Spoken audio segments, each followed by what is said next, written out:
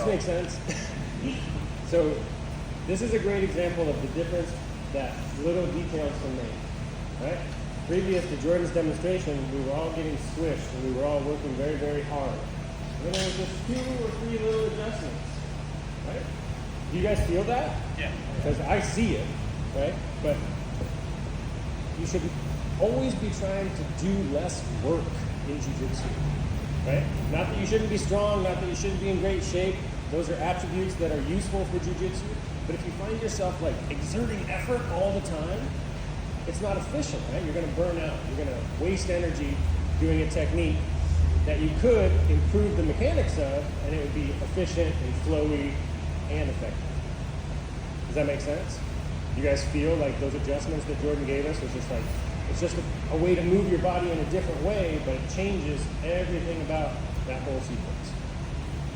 Yeah? Any questions on that? Joe Leo said we could have 5 more minutes. So we're going to look at one submission, and then we're going to get done. Let's take the right. Right. So we have to use this top arm wisely. And if you guys take Coach Mikey's class this week, he's looking at kind of a similar thing, right? We're incorporating our lower body to start attacking. So we're trying to think of our feet, right, as hands. And we're trying to be very dexterous with our lower body. So if you have some hip mobility issues or if this doesn't work for you, that's okay. It's something to improve on. But this is a cool way to not have to worry about using my arms to start submitting. Okay? So we've all kind of gotten to this position. Okay? And again, with this wrist control, I can just easily start to build up like we've been doing, come to turtle, and that's fine. Okay? I also have the option to switch.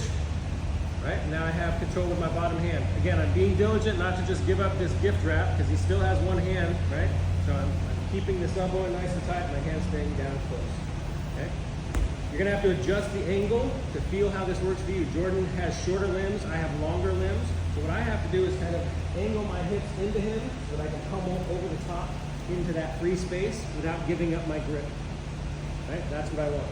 If I can get my shin to his elbow pit, that's ideal, but really I just need this space under here so that I can cross my ankles. This is not a deep figure 4 like a triangle here, right? I want to cross at my ankles so now I have a ton of mobility with my hips. Okay? I don't want Jordan to just posture up out of this. So I'll pummel over the top, and usually I'll do some kind of like S grip if I was being an asshole and I would just like start to pull on his head. Right? At a minimum, I just don't want him to posture up. Okay?